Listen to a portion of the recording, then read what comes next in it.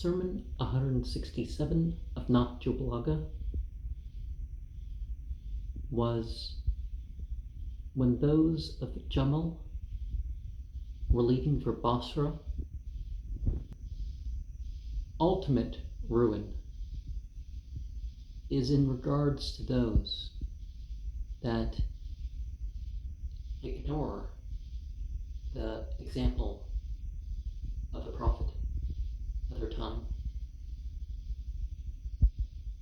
of the scripture that prophet brought,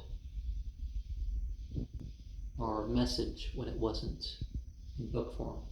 Of course, in this age, it is in preserved book form.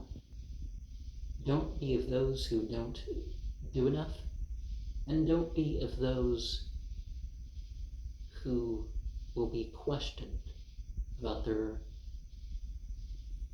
intentions, at least questioned fairly.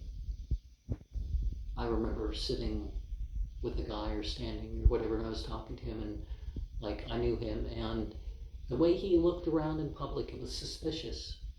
It had nothing to do with anything about how he was dressed or his ancestry or anything like that. It was his manners. It was just suspicious the way he looked. Now, I didn't think ill of him like that, but his manners about things. If I was police, I would stop him too. I mean, when you have nothing to do, and you're like, okay, here's a good chance of catching someone. Of course, in Islam, we're supposed to avoid suspicions and all that, but, those who aren't Muslim, what can we expect with their ethics to be lived by them? So you gotta be careful of, stirring up stuff. Even when it came to the best of leaders of the Muslim community, not everybody liked the leader. Not everybody liked things that were being done. But the focus that the people should have had was, is there a judgment by the Quran? Are people learning from the example of the prophet?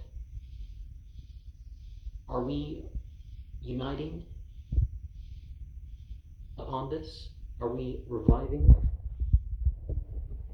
the soundness of these things? Saying 338 reminds us of surface knowledge and applied knowledge. Saying 339 reminds us that which is backed by power is going to be seen as correct. Saying 340 reminds us that sometimes people don't have enough so that they can continue in not doing what they should be doing. And if they have something, they should be grateful.